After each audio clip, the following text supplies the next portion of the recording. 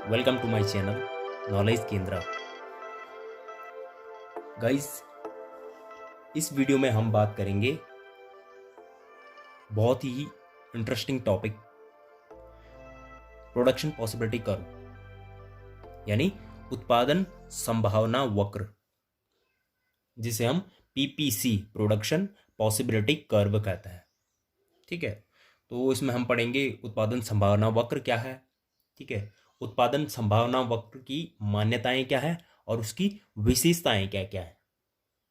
ठीक है, ये एग्जाम की दृष्टि से बहुत ही इंपॉर्टेंट टॉपिक है, क्योंकि इससे क्वेश्चन बनता ही बनता है। मोस्टली चांसेस होते हैं कि इससे क्वेश्चन आता ही आता है बोर्ड एग्जाम में। ठीक है, तो इसको आपको अच्छे से समझना है। ठीक है,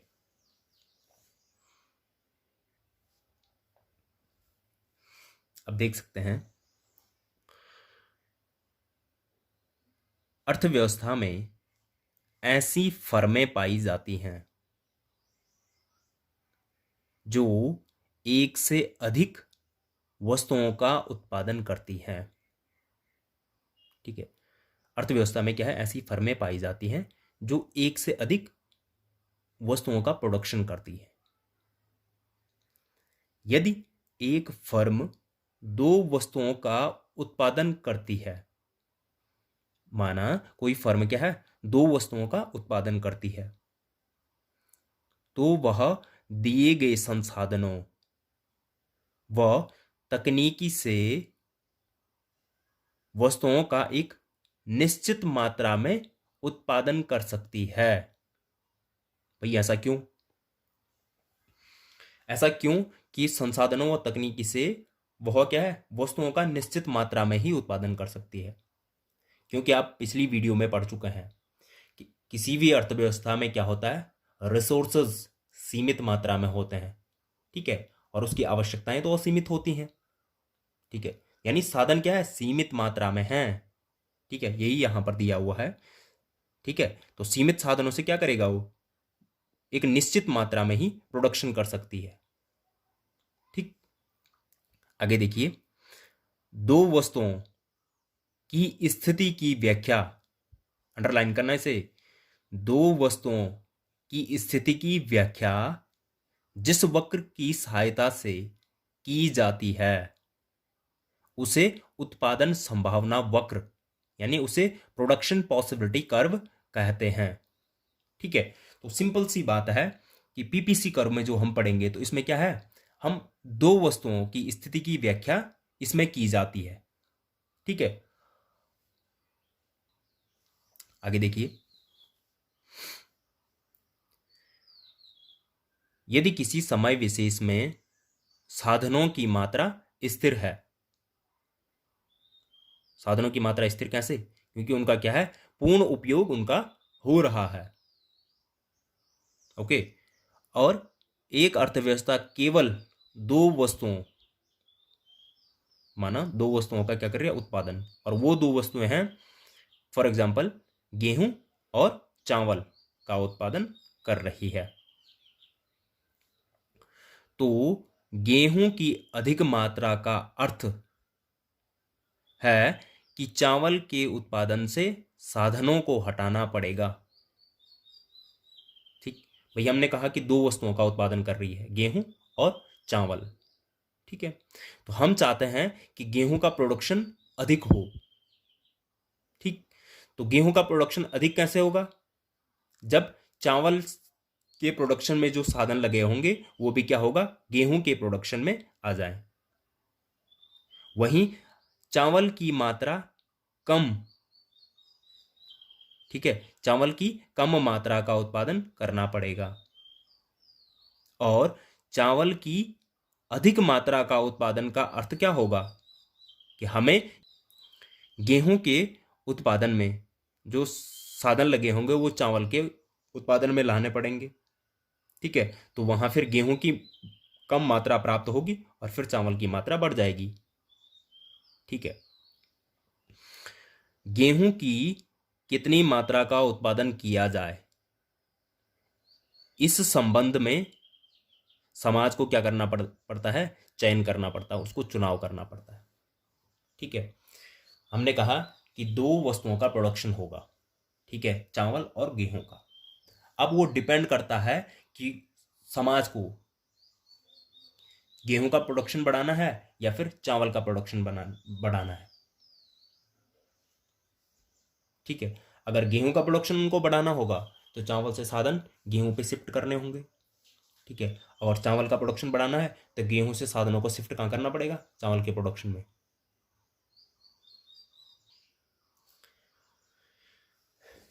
अब देखिए तालिका द्वारा स्पष्टीकरण, इससे आपको अच्छे से समझ में आ जाएगा।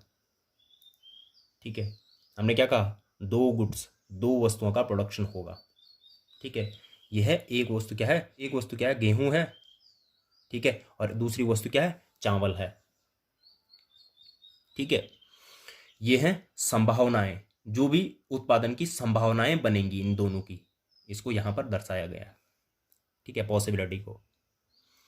ठीक, अब देखिए, माना जो उत्पादन कर रहा है वो क्या करता है, पहले सारे साधनों को गेहूं के उत्पादन में लगा देगा।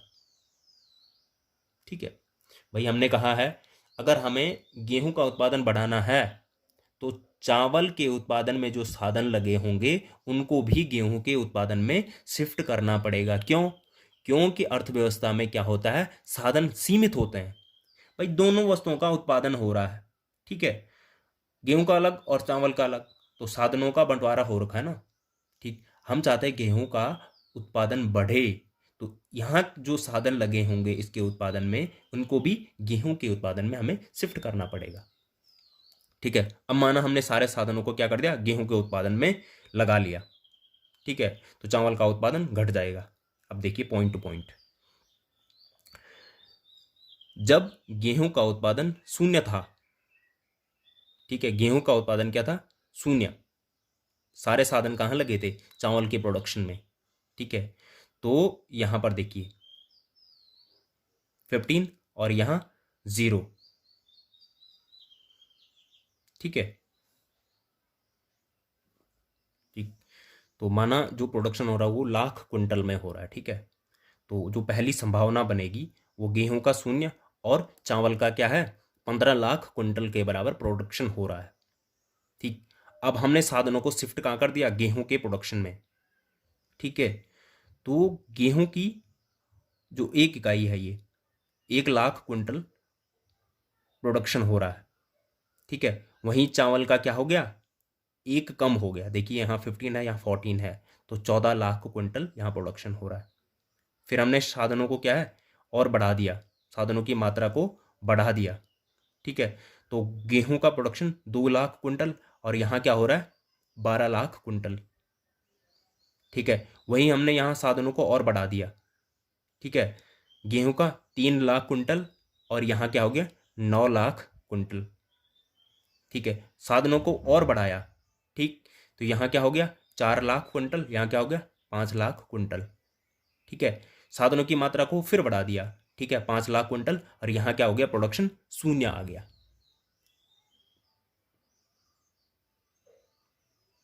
ठीक है, तो अब देखिए जैसे जैसे हमने क्या है, साधनों की मात्रा बढ़ाई गेहूं के प्रोडक्शन में, ठीक है, वैसे वैसे गेहूं का प्रोडक्शन बढ़ा। ठीक है, शून्य से 5 यहां पहुंचा ना। ठीक है, जो साधन यहां लगे थे उनको सबको यहां शिफ्ट किया, तो देखिए धीरे धीरे चावल का प्रोडक्शन क्या है, घटकर शून्य आ गया, जो कि पहले गेहूं का था। ठीक है, इस प्रकार से ये है पीपीसी कर्व की जो तालिका बनी है, और इसके द्वारा जो संभावनाएं बनी है, ये संभावनाएं यहां पर अंकित है। ठीक है, सरल शब्दों में अर्थव्यवस्था में आप जानते हो साधन सीमित मात्रा में होते हैं। ठीक है, और जो उत्पादन संभावना वक्र है, तो इसमें जो व्याख्या होती है वो दो वस्तुओं की स्थिति की व्याख्या होती है, और दो वस्तुएं हमने ली हैं, गेहूं और चावल को। ठीक है, तो साधन सीमित हैं, तो हमें दोनों में से एक वस्तु का क्या करना है, प्रोडक्शन बढ़ाना है। तो हमने चुन लिया गेहूं का प्रोडक्शन हमें बढ़ाना है, तो चावल में के प्रोडक्शन में जो साधन लगे हुए तो गेहूं के प्रोडक्शन में वो साधन लग गए हैं। ठीक है, तो गेहूं का प्रोडक्शन क्या होगा, बढ़ जाएगा। ठीक है, लाख क्विंटल में है तो हमने क्या है, गेहूं का प्रोडक्शन बढ़ा है, वहीं चावल का प्रोडक्शन क्या हो जाएगा, घट जाएगा, क्योंकि सारे रिसोर्सेज क्या हो गए, यहाँ पर आ गए, सारे संसाधन क्या हो गए, गेहूं के उत्पादन में आ गए, सारे साधन गेहूं के उत्पादन में आ गए, इसलिए चावल का उत्पादन कम हो गया। ठीक है, अब देखिए उत्पादन संभावना वक्र क्या है, कुछ इसकी मान्यताएं होती हैं। ठीक है, मान्यताओं में पहला पॉइंट देखिए, एक अर्थव्यवस्था में साधनों की मात्रा निश्चित, क्या है, साधनों की मात्रा निश्चित व पूर्ण रोजगार में लगे हुए होते हैं। ठीक है, साधन सीमित मात्रा में निश्चित हैं साधन, ठीक है, और वो सभी साधन क्या हैं, रोजगार में लगे हुए, उनका पूर्ण उपयोग उनका हो रहा है। दूसरी मान्यता, उत्पादन की तकनीक में कोई परिवर्तन नहीं होता है। टेक्नोलॉजी क्या होती है, कोई परिवर्तन नहीं होता है। अगर उत्पादन में उसने श्रम प्रधान तकनीकी अपना रखी है तो श्रम प्रधान तकनीकी ही रहेगी, अगर पूंजी प्रधान तकनीकी अपना रखी है तो पूंजी प्रधान तकनीकी ही रहेगी। ठीक है, क्योंकि अगर तकनीकी में चेंज हो जाएगा तो फिर क्या हो जाएगा, जो उत्पादन हो रहा है, जो उत्पादन की मात्रा हो रही है उसमें परिवर्तन हो जाएगा, तो फिर जो इसकी मान्यता है वो विफल हो जाएगी। ठीक है, तो उत्पादन की तकनीकी में कोई चेंज नहीं होगा। तीसरा, समय अवधि क्या होती है, अल्प। ठीक है, समय अवधि अल्प होती है। और एक मान्यता इसमें, चौथा पॉइंट एक और आता है कि जो संसाधन है उनको क्या है, एक वस्तु के उत्पादन से दूसरी वस्तु के उत्पादन में स्थानांतरित किया जा सकता है। जैसे कि आपने देखा है टेबल के माध्यम से मैंने आपको समझाया था, चावल के उत्पादन से गेहूं के उत्पादन पे, या फिर गेहूं के उत्पादन से हम चावल के उत्पादन पे उनको क्या कर सकते हैं, शिफ्ट कर सकते हैं। ठीक है, तो ये इसकी 4 मान्यताएं उत्पादन संभावना वक्र की थी। ठीक है, अब जो आपने तालिका ये देखी है, ठीक है, तो इस तालिका को हम वक्र की सहायता से समझने का प्रयास करेंगे। ठीक है,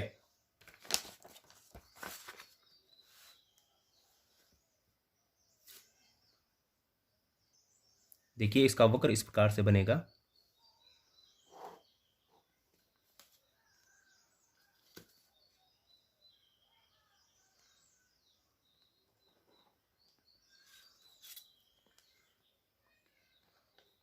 ये हो जाएगा एक्स अक्ष और ये हो जाएगा वाई अक्ष। आप देख सकते हैं वाई अक्ष पे हमने क्या दर्शाया है, चावल की मात्रा को इस पे दर्शाया है, जो चावल की इकाइयां हैं। ठीक है, और एक्स अक्ष पर हमने क्या है, गेहूं की मात्रा को दर्शाया है। ठीक है, तो अब तालिका में देख सकते हैं,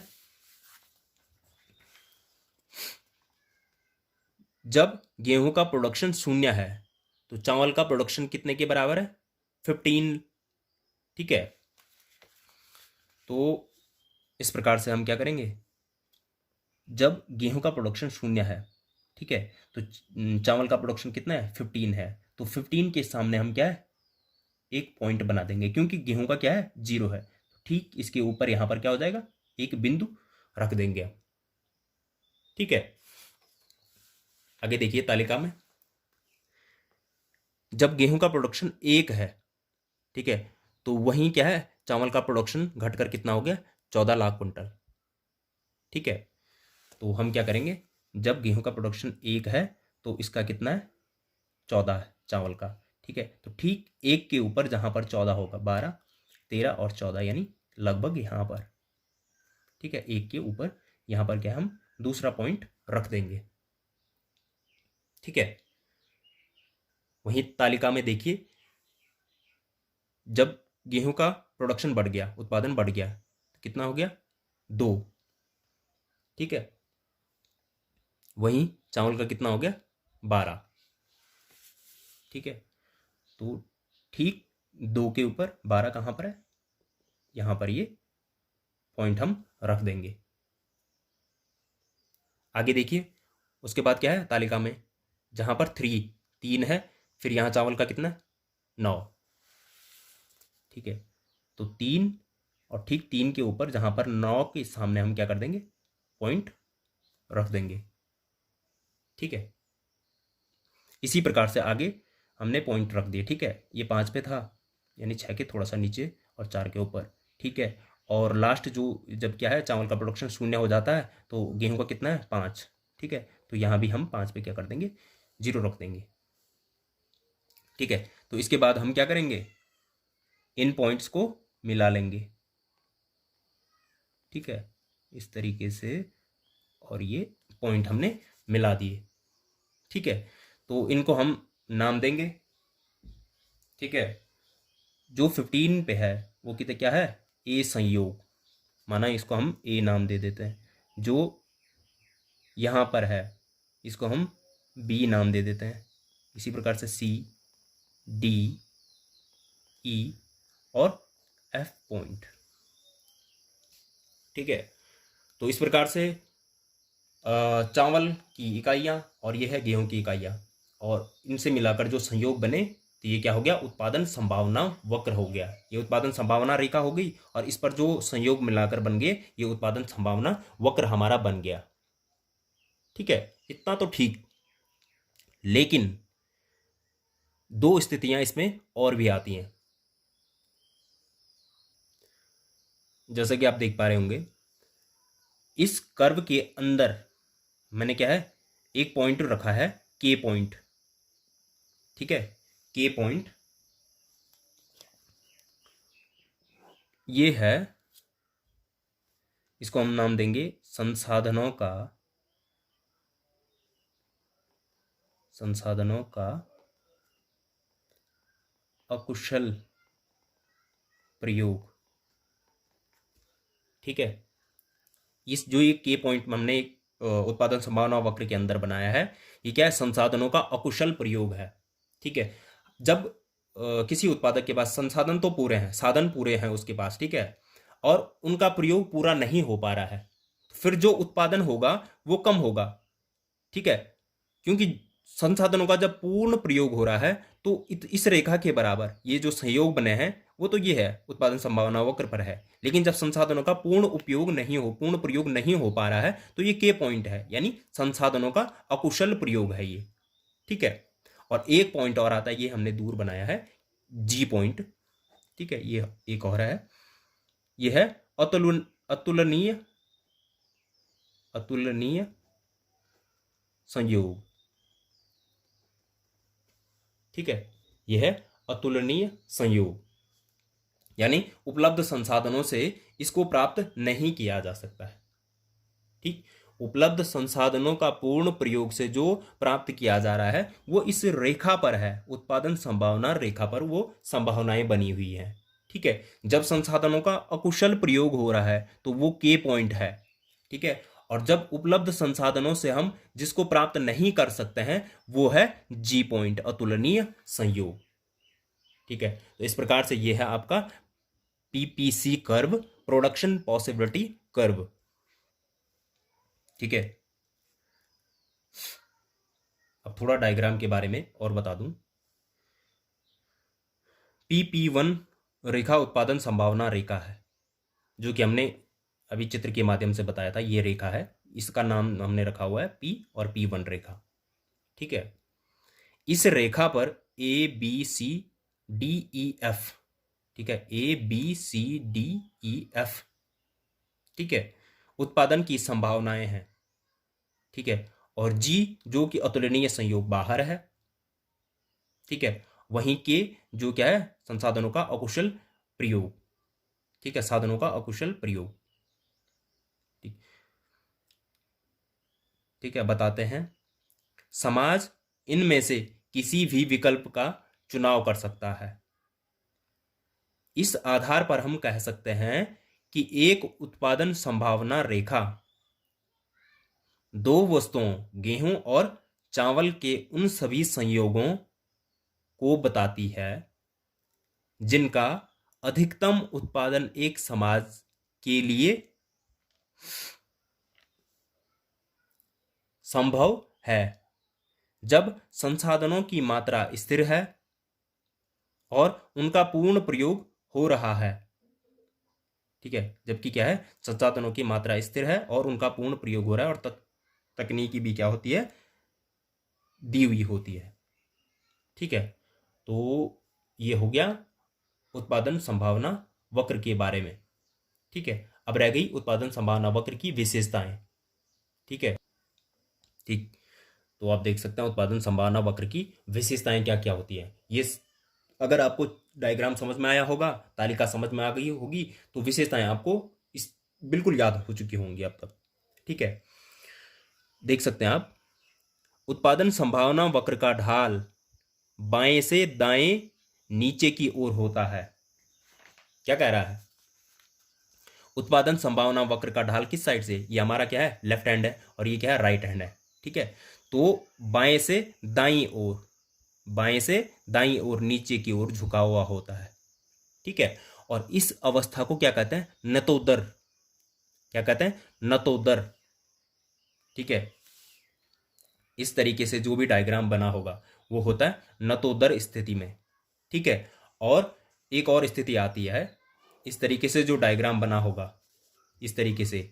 ठीक है, आप आगे पढ़ोगे, इंडिफरेंस कर पढ़ोगे, तो इस तरीके से जो भी डायग्राम बना होगा ये होता है उन्नतोदर अवस्था, और ये होती है नतोदर अवस्था। तो पीपीसी प्रोडक्शन पॉसिबिलिटी कर्व का आकार क्या होता है, नतोदर अवस्था में होता है। ठीक है, दूसरा पॉइंट देखिए, पीपीसी मूल बिंदु की ओर नतोदर होता है, जो हम अभी बात कर ही रहे थे। पीपीसी उत्पादन संभावना वक्र क्या होता है, मूल बिंदु, पीपीसी मूल बिंदु की ओर नतोदर होता है। यह बढ़ती सीमांत अवसर लागत के कारण, किस कारण, बढ़ती सीमांत अवसर लागत के कारण, ये अभी आएगा, आप आगे नेक्स्ट वीडियो में इसको पढ़ोगे। ठीक है, के कारण होता है। और थर्ड पॉइंट है, उत्पादन संभावना वक्र पर विभिन्न संयोगों में से वांछनीय संयोग को समाज नैतिक मूल्यों के आधार पर चुनेगा। और वांछनीय संयोग कौन से थे, जो आपने पढ़े, A B C D E F, ये क्या थे, वांछनीय संयोग थे। ठीक है, तो इस प्रकार से ये है उत्पादन संभावना वक्र की विशेषताएं और आपका उत्पादन संभावना वक्र। आई होप आपको वीडियो समझ में आ गई होगी। अगर एक बार देखने से नहीं आता तो एक बार दोबारा देखिएगा। ठीक है, आपको अच्छे से समझ में आ जाएगा। ठीक है, वीडियो से संबंधित अगर किसी का कोई भी क्वेश्चन हो तो आप कमेंट करके पूछ सकते हैं। ठीक है, और वीडियो पसंद आई हो तो वीडियो को लाइक करें और सब्सक्राइब करें। इसी के साथ मिलते हैं नेक्स्ट वीडियो में। Thank you.